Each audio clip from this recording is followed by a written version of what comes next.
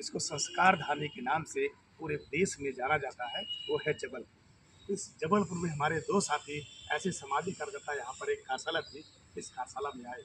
हमने सोचा क्यों न हम इनकी बात आपको कैद करूँ और आपके तक पहुँचाऊँ। तो मैं ले चलता हूँ स्टूडियो से, आपको परिचय कराता हूँ। नमस्कार। नमस्कार। आपका नाम क्या भाई साहब? मेरा नाम उमेश मेड़ा है, मैं झाबुआ जिले से हूँ। और आपका नाम क्या है? नमस्कार, मेरा नाम वालचंद खपड़िया में है, मैं डिस्ट्रिक्ट झाबुआ से हूँ।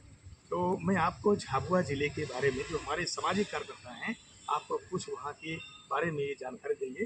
तो मैं आपसे चाहूँगा कि आप कौन सा संगठन आपका है? जी, हमारा संगठन आदिवासी मजदूर किसान पंचायत संगठन है, जो हमारे सभी झाबुआ में जो लोग हैं वह 85% एसटी यानी कि आदिवासी समुदाय रहता है, जो कि उनकी जीविका है खेती पर और उनके जो दैनिक जीवन। अच्छा, जो खेती कैसी होती है, किस प्रकार की होती है? देसी जैविक होती है कि पेवर होती है?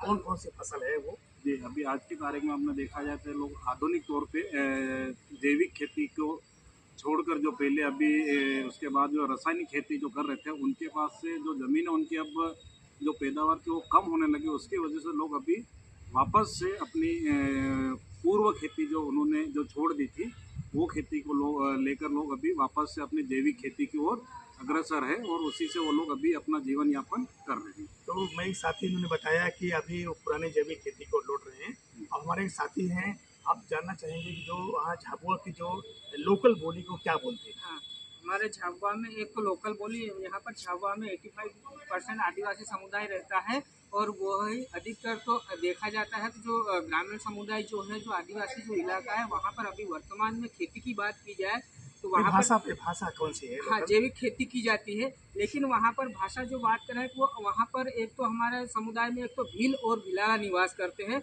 वो एक जो भाषा बोलते हैं कि आदिवासी भाषा बोलते हैं, एक देशी भाषा बोलते हैं। जो अपने देशी भाषा मतलब मैं उदाहरण के लिए अगर बता रहा हूँ, मेरे को जबलपुर से झाबुआ के लिए निकलना है, तो एक अपनी जो देशी जो भाषा बोलते हैं, मैंने जबलपुर थी झाबुआ हारू निकलवानु छे। मतलब इस तरह की भाषा जो है तो हम थोड़ा से साथी बताएंगे। जैसे हम जहाँ पर हम इसको मध्य भारत बोलते हैं, हम जहाँ से हैं बघेलखंड, बघेली बोलते हैं। तो इंदौर की कुछ भाषा निवाड़ी बोलते हैं। तो वहाँ झाबुआ की जो भील की भाषा है, उस भाषा को क्या बोलते हैं? वो भाषा हमारे जो पश्चिमी मध्य प्रदेश में हम लोग आते हैं, उसको निमाड़ी और मालवा दोनों लगा हुआ। तो हमारे जो एक पेटलावद एक जो क्षेत्र आता है उसको मालवा क्षेत्र में लगा, उसके बाद में जो आता है वो निमाड़ी में लगा है। तो हमारे यहाँ विशेषकर भीली भाषा बोली जाती है। भीली भाषा जी। तो भीली भाषा में जो हम अपनी खेती को क्या बोलते हैं, धरती को क्या बोलते हैं? ये खेती को हम लोग हमारा खेतर जमीन बोलते हैं। खेतर जमीन। हाँ।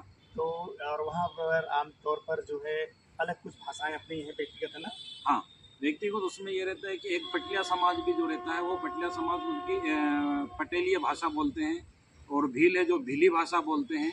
और मालवी जो है तो मालवी भाषा भी। तो उनको स्कूलों में ऐसे पढ़ने जाने में कोई दिक्कत नहीं होती? नहीं, पढ़ने के लिए उनको कोई दिक्कत नहीं। पढ़ने के लिए जो आज के जो जनरेशन है वो घर में कहीं ना कहीं आपको हर परिवार में कोई ना कोई पढ़ा लिखा है। तो वहाँ की जो हिंदी जो भाषा है पूरे अपने भारत में, जिसको मातृभाषा के नाम से जाने जाते हैं, उसी में ही बच्चों की शुरुआती पढ़ाई नींव उनकी हिंदी भाषा से रखी गई है। तो उनको कोई समझ में इतनी दिक्कत नहीं। वहाँ सबसे ज़्यादा मक्का होता है?